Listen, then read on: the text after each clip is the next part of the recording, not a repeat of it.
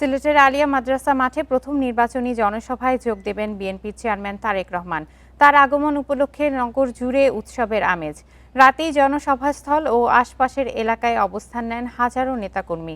শীত উপেক্ষা করে রাতভর মাঠে আসতে থাকেন দূর দূরান্তের নেতাকর্মীরা।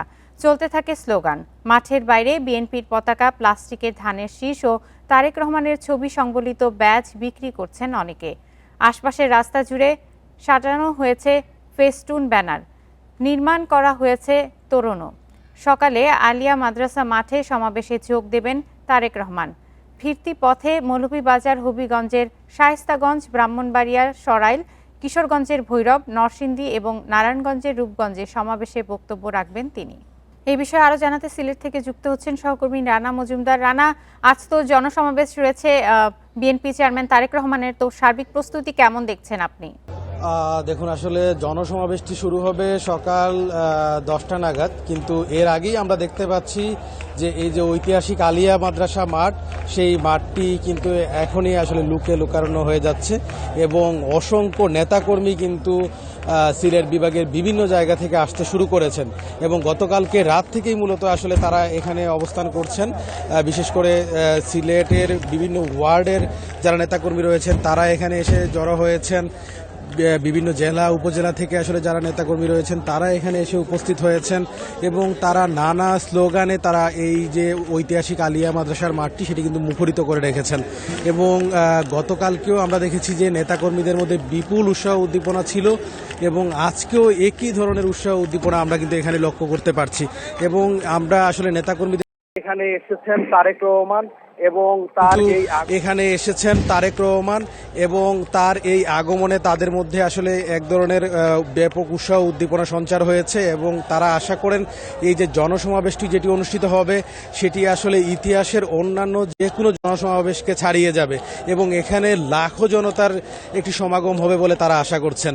পাশাপাশি আপনি জানেন যে গতকালকে কিন্তু রাত 7:56 তারেক রহমানকে বহনকারী BG227 বাংলাদেশ বিমানের ফ্লাইটটি সেটি কিন্তু সিলেটে এসে পৌঁছায় এবং সিলেটে আসার পর মূলত তিনি হযরত শাহজালাল রহমতুল্লাহি আলাইহির মাজার জিয়ারত করেন এবং পরবর্তীতে তিনি হযরত শাহপরান রহমতুল্লাহি আলাইহির মাজার জিয়ারত করেন এবং এই দুই মাজার জিয়ারত করার পর কিন্তু তিনি তার শ্বশুরবাড়ি দক্ষিণ সুরমার সিলামে, যেখানে তার শ্বশুরবাড়ি, তিনি সেখানেও গিয়েছিলেন এবং সেখানে গিয়ে তিনি শ্বশুরবাড়ির যারা আত্মীয় স্বজন রয়েছেন তাদের সঙ্গে কুশল বিনিময় করেছেন।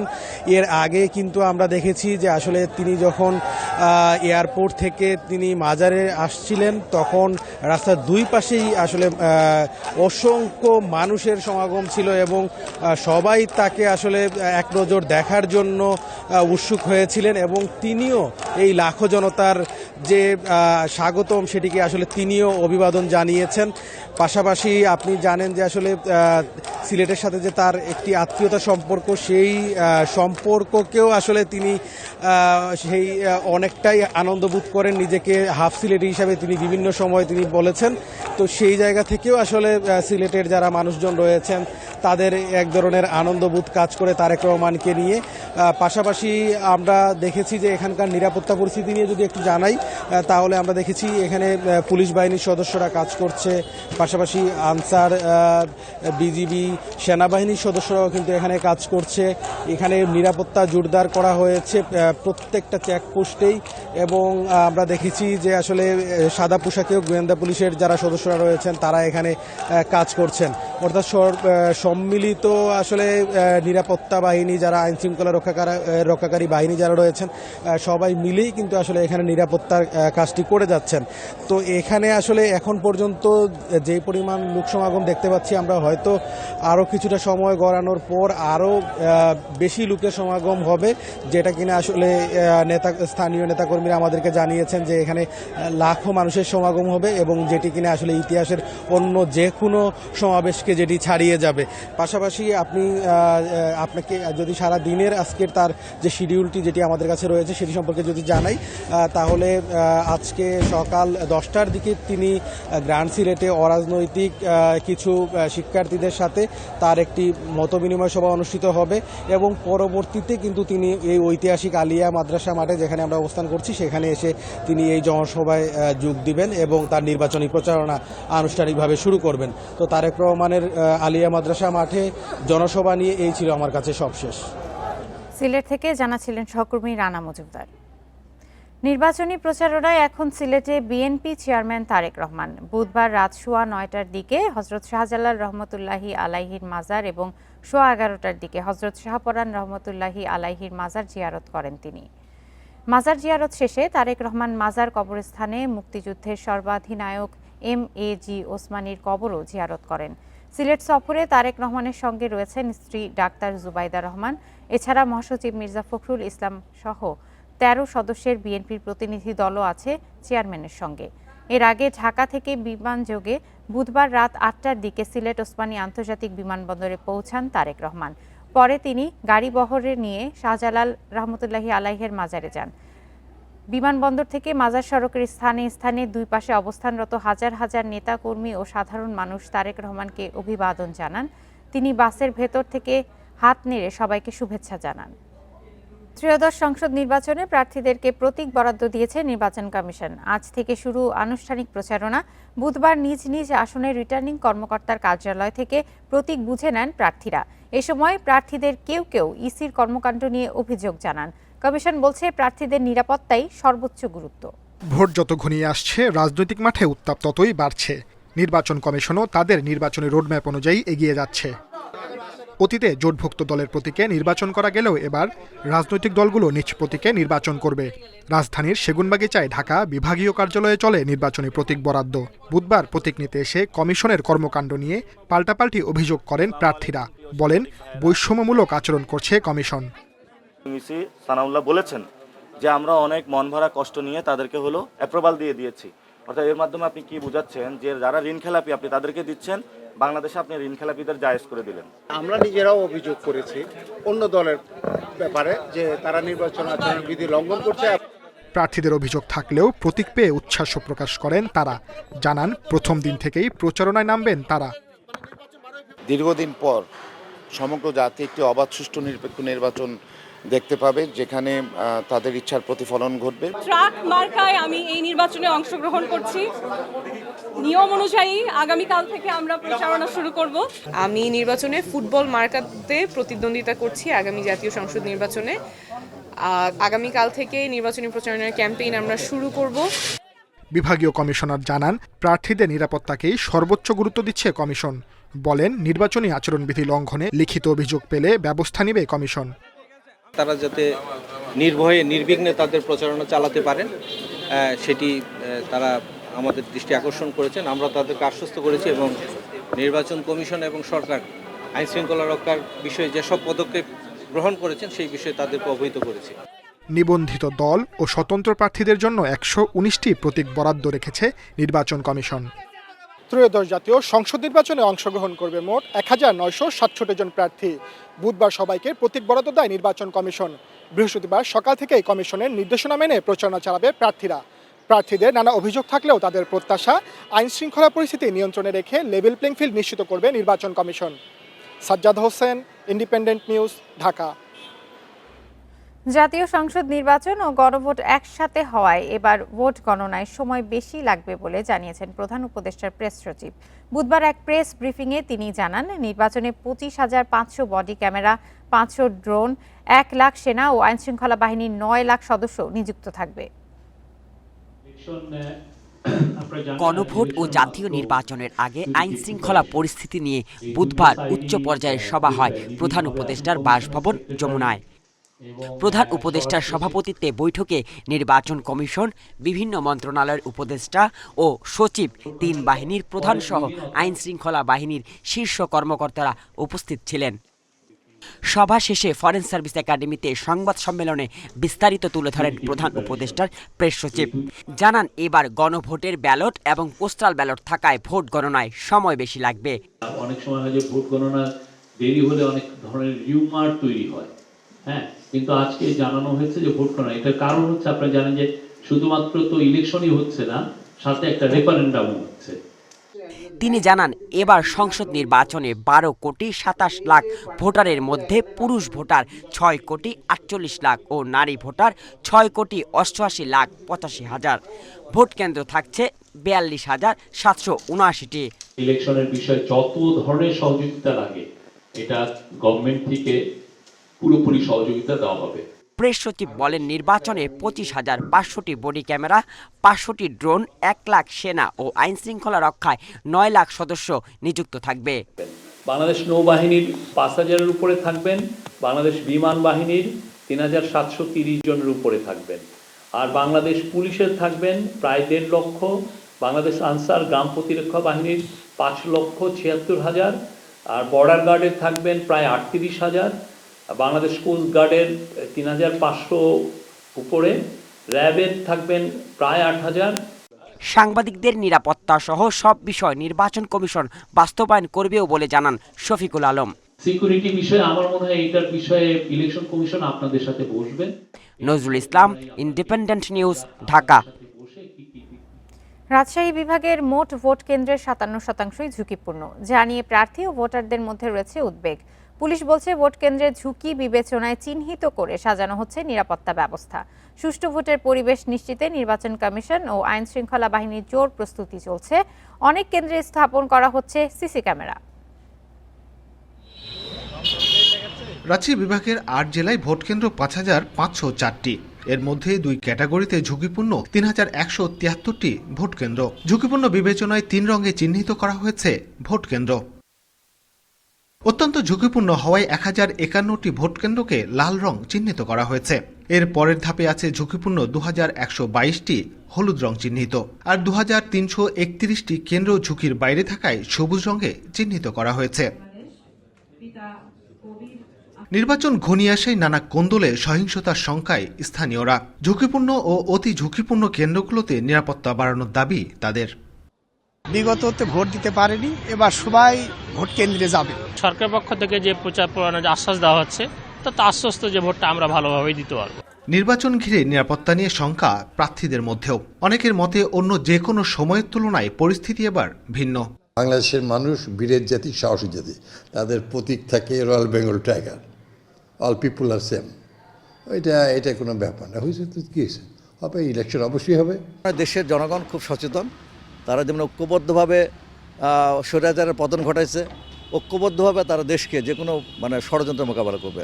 নির্বাচন সুষ্ঠু ও শান্তিপূর্ণ করতে তৎপর আইন শৃঙ্খলা রক্ষাকারী বাহিনী। সব বিষয় বিবেচনা রেখেই নেওয়া হচ্ছে নিরাপত্তা ব্যবস্থা। আমরা আইন শৃঙ্খলার যেন অবনতি না হয় এবং এই বিষয়ে যেন কোনো ধরনের বাড়তি উদ্বেগের সৃষ্টি না হয়, একটা ভীতিশূন্য পরিবেশে মানুষ যেন ভোট দিতে আসতে পারে, সেরকম একটা পরিবেশ নিশ্চিত করার জন্য আমরা কাজ করছি। বিভাগের 8 জেলায় মোট ভোটার 1,63,77,096 জন। এর মধ্যে নারী ভোটার 81,82,717 জন, আর পুরুষ ভোটার 81,94,205 জন। Mustafizur Rahman, independent news, Rajshahi. খুলনার 6টি আসনেই বিএনপির দুর্গ হিসেবে পরিচিত।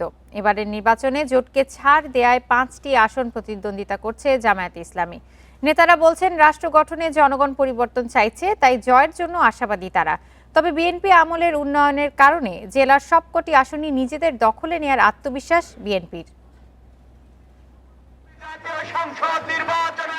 সুন্দরবন ঘেঁষা খুলনার 6টি আসনের সবকটিতেই প্রার্থী রয়েছে বিএনপির। তবে খুলনা 4 আসনটি জোটের খেলাফত মজলিসকে ছাড় দেয়ায় জামায়াত প্রতিদ্বন্দ্বিতা করছে 5টিতে।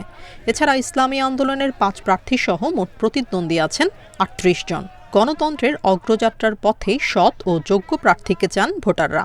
দেশের মানুষ দীর্ঘ সময় তারা ভোট দিতে পারে নাই, এবং ভোট দেওয়ার জন্য বাংলাদেশের মানুষের মধ্যে নতুন প্রক্রিয়া শুরু হয়েছে। প্রত্যাশা এটা একটা পূরণ হওয়ার একটা খুব জোরসোর দেখা যাচ্ছে। 2001 সালে বিএনপির সাথে জোট বেঁধে নির্বাচন করেছিল জামায়াত। 3টি আসনে বিএনপি ও 2টিতে জামায়াত জিতেছিল। খুলনা 1 আসনটি পেয়েছিল বর্তমানে কার্যক্রম নিষিদ্ধ আওয়ামী লীগ। এবার সবকটি আসনেই জয়ের আত্মবিশ্বাস বিএনপির। নেতাদের আশা, বিএনপি আমলের নানা উন্নয়ন বিবেচনায় তাদেরকেই বেছে নেবেন ভোটাররা। এখানে অন্য কোনো শক্ত প্রতিদ্বন্দ্বিতার কোনো সুযোগ নাই বলে আমি মনে করি। এখানে বিএনপি শক্ত ঘাঁটি। খুলনার যে 6টি আসন, এই 6টি আসনে ইনশাল্লাহ আমরা নির্বাচিত হব। এবার এনসিপি সহ কয়েকটি দলের সঙ্গে জোট বেঁধেছে জামায়াত। নেতারা বলছেন, পরিবর্তন চাইছেন ভোটাররা। এই সরকার এককভাবে কিন্তু মানুষ এখন পর্যন্ত দেখে নাই। মানুষের এই প্রত্যাশাটা মানুষের মধ্যে এখন বেশি ফুটে উঠেছে। এই কারণে মানুষ এখন এই দিকে ভোট দেওয়ার জন্যে বেশি ঝুঁকে পড়েছে। নাগরিক সমাজ মনে করছে এবার ভোটের হিসাব হবে ভিন্ন।